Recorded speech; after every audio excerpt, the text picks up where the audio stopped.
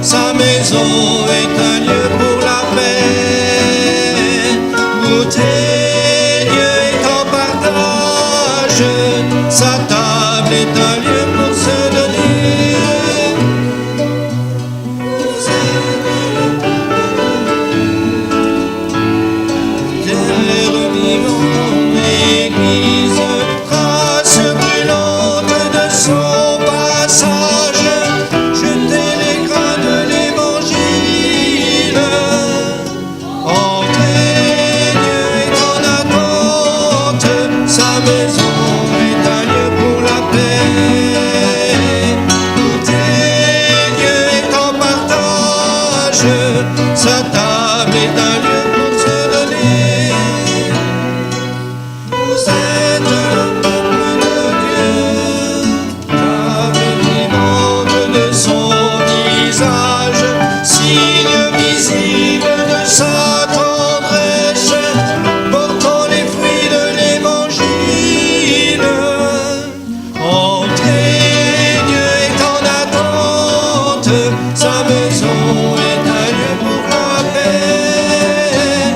Goûtez, Dieu est en partage, sa table est un lieu pour se donner.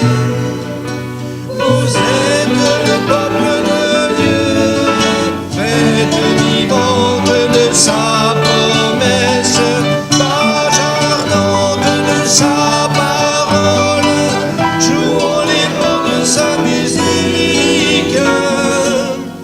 Entrez, Dieu est en attente, sa maison est un lieu pour la paix. Goûtez, Dieu est en partage, sa table est un lieu pour se donner.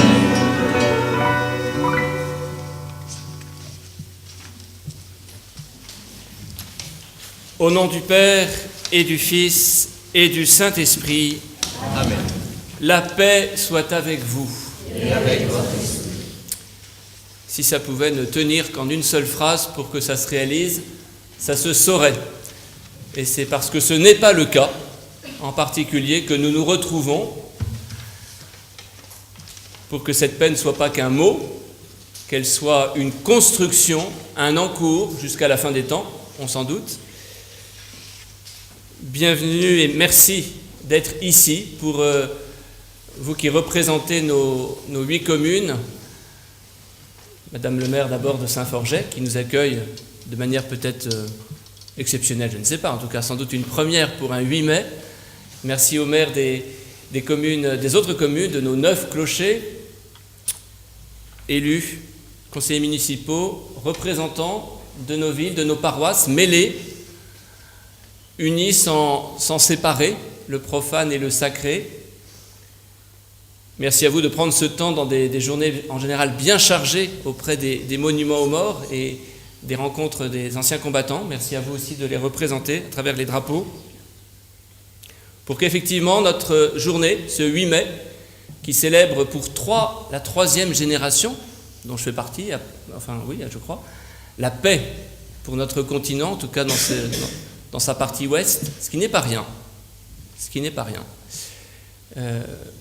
Permettre à cette journée de pas simplement être une commémoration des morts, de ceux de nos patries, de nos villages qui se sont donnés pour la paix, mais pour que justement la vie, le monument en l'honneur de la vie, on pourrait dire comme ça, l'autel, l'emporte. Que le mal et la mort ne l'emportent pas, n'est pas le dernier mot, même si elle continue aussi jour après jour de faire leur désœuvre, on pourrait dire, eh bien, quel n'est pas le dernier mot. C'est aussi le sens, au travers et au-delà de la foi ou de la non-foi de chacun d'entre nous, de pouvoir avoir une messe qui soit célébrée en ce jour. Et je vous propose de l'offrir le 11 novembre avec la plupart d'entre vous, nous la célébrions à Chevreuse cette année, pour la paix. Eh bien, non pas de manière provocatrice, mais en ayant conscience que la paix est un travail, d'offrir cette messe pour ceux qui nous font souffrir. C'est une intention particulière que la liturgie offre, prenant conscience qu'on est dans un monde de combat pour la paix, et que nous sommes invités à aller au travers et au-delà de ces souffrances, de ces épreuves. Aimez vos ennemis, dit le Seigneur, faites du bien à ceux qui vous haïssent, souhaitez du bien à ceux qui vous maudissent, priez pour ceux qui vous calomnient. Vous me direz, mais avec une phrase pareille, je sors de l'Église. Quelle naïveté que ces curés cherchent à nous inculquer. Aimer vos ennemis, ce n'est pas la naïveté, ce n'est pas aimer le mal qu'ils font. On n'est pas fou, on n'est pas maso, mais c'est vouloir le bien au-delà du mal, précisément. Aimer un ennemi, c'est vouloir qu'il sorte du mal. Et bien c'est ce que nous pouvons aussi célébrer, ce pourquoi nous pouvons prier maintenant, en implorant du Seigneur son pardon, sa miséricorde. Je vous salue, Marie, comblée de grâce, le Seigneur est avec vous. Vous êtes bénie entre toutes les femmes, et Jésus, votre enfant, est béni. Sainte Marie, Mère de Dieu, priez pour nous, pauvres pécheurs.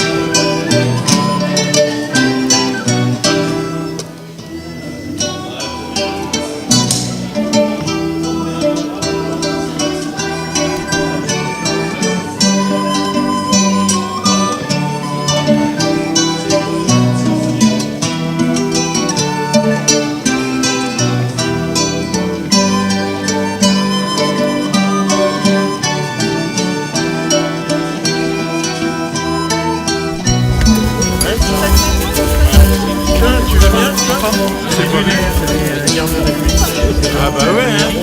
Salut, hein. Ouais. Impeccable. Vous passez à la maison.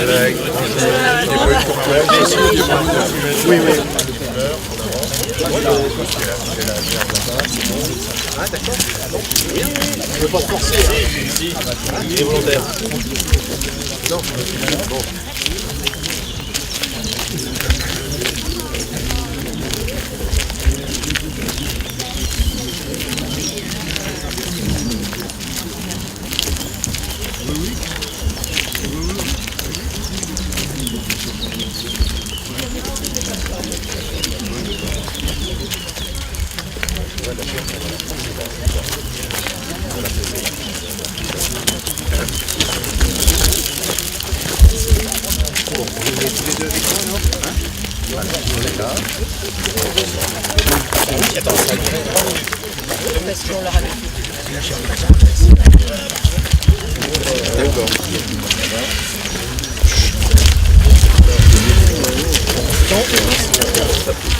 Voilà.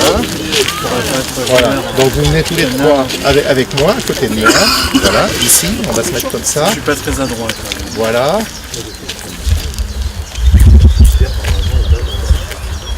Johannes, s'il te plaît.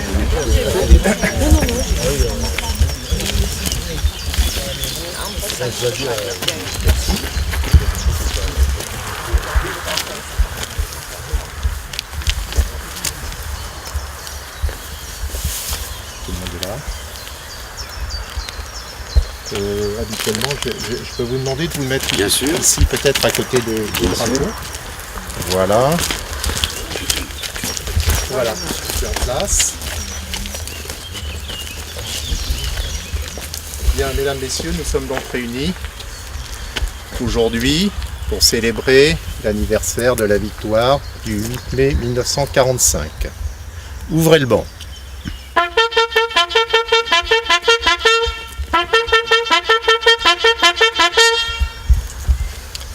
Je vais vous donner lecture du message de M. Kader Arif, ministre délégué auprès du ministre de la Défense chargé des anciens combattants. Nous célébrons aujourd'hui le 68e anniversaire de la victoire des Alliés, le 8 mai 1945, sur l'Allemagne nazie.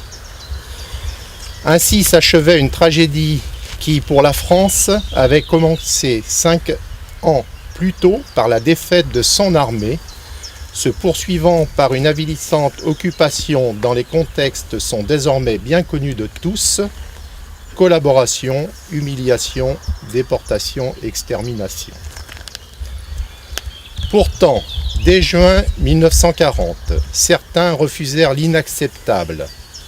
Auprès du général de Gaulle à Londres, formant les forces françaises libres ou au sein de la résistance intérieure, ces idéalistes, ces patriotes allaient entraîner à leur suite ces femmes et ces hommes, ces soutiers de la gloire, comme les appellera Pierre Brossolette. Ces combattants, venus de tous horizons, s'associèrent progressivement en réseau pour mener des actions de diverses natures: communication clandestine, sabotage, aide aux fugitifs et notamment aux enfants juifs persécutés. L'unificateur de cette résistance, Jean Moulin, créa le Comité national de la résistance, dont il présida la première réunion le 29 mai 1943. Il y aura 70 ans dans quelques jours. Parallèlement, la formation de Maquis constitua un échelon supplémentaire de la lutte contre l'ennemi, contribuant à la réussite des débarquements et à la libération du territoire national. Dès l'automne 1943, la libération de la Corse fut l'œuvre conjointe des résistants de Lille et des soldats de l'armée d'Afrique. Quelle abnégation ont-ils fait preuve tous ces combattants de l'armée des ombres, célébrés en 1943 par Joseph Kessel pour que la liberté triomphe enfin.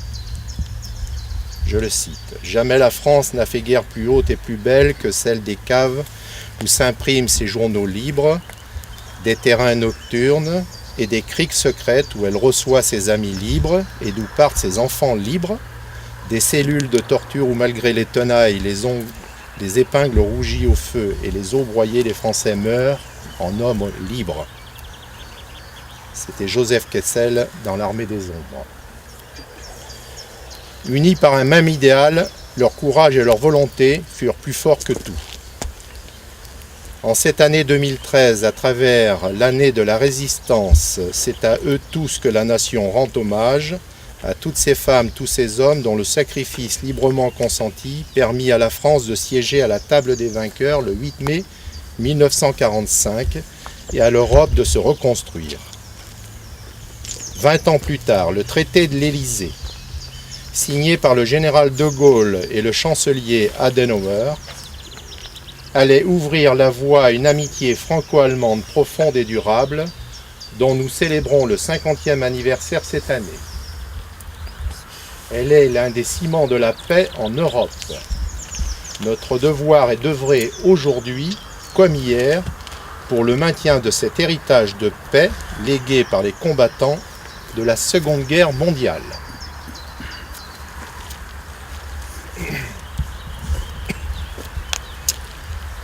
Souvenons-nous des Cernhésiens qui ont combattu et sont morts pour notre liberté. Morts pour la France, guerre 1914-1918. Boucher Marcel. Lacroix Georges. Mort pour la France. Lacroix Marcel. Mort pour la France. Je vous invite, Monsieur le Président, à déposer la gerbe.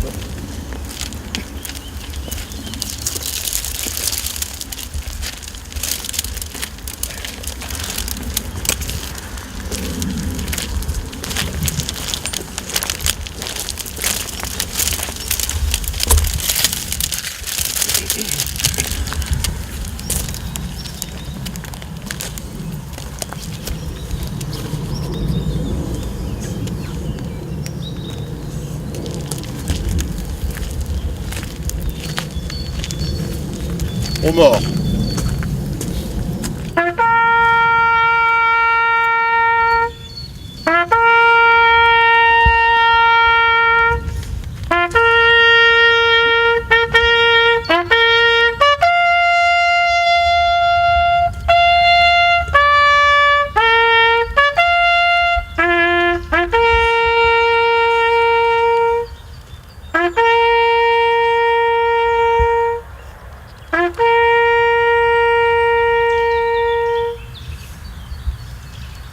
Observons une minute de silence.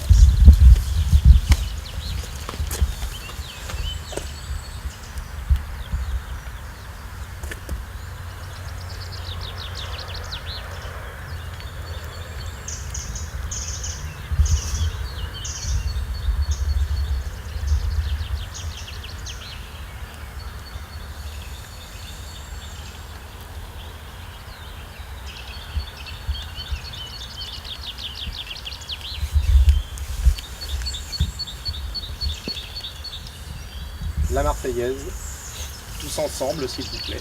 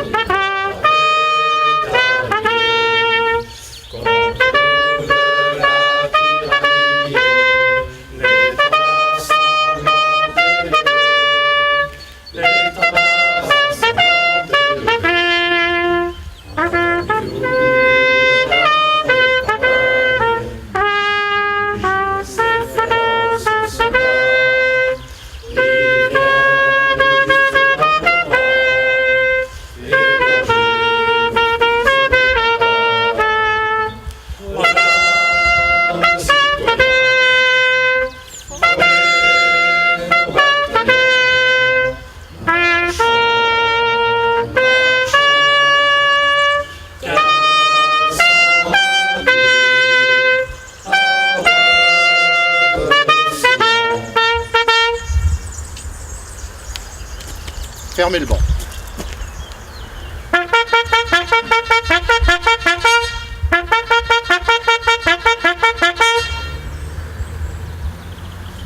Ainsi s'achève notre petite cérémonie. J'aimerais vous remercier tous de votre présence, remercier particulièrement à mes côtés Johannes Mobart et son épouse qui me font l'amitié d'être des nôtres aujourd'hui. Remercier la gendarmerie, les autorités militaires et remercier bien sûr les drapeaux, les porte-drapeaux qui nous accompagnent, le trompettiste qui agrémente cette cérémonie. Merci à tous et maintenant je vous propose donc de nous rejoindre en mairie pour le traditionnel vin d'honneur et la remise de la médaille pour monsieur Johannes Mobart. A tout de suite donc, et je vous propose de venir saluer les drapeaux avec moi si vous le voulez bien. Bon. Merci beaucoup. Merci. Merci. Non, c'est bien.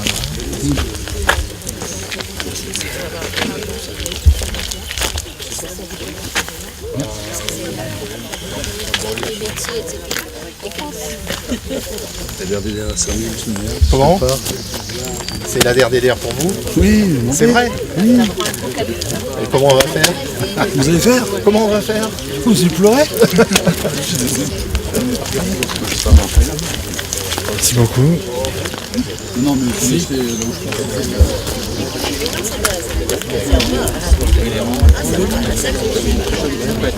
Oui. Métal brossé là. Oui. Et puis plusieurs teintes. Très bien. Parfait. C'est volontaire. Ah d'accord. Je vais faire que ça. C'est ici que ça se passe l'environnement, c'est pas Arcueil. Mais là, c'est que vous voulez que je leur explique? Je pars sur. Je vais m'occuper de tout ce qu'on peut en chez Ça, avec votre copain Rachtab, il va envoyer une lettre, un courrier cette semaine. J'ai un arbre mort sur ma séduction. Je propose de regagner la mairie avant la pluie. Si, on a envoyé la photo. Ah oui, ça y est.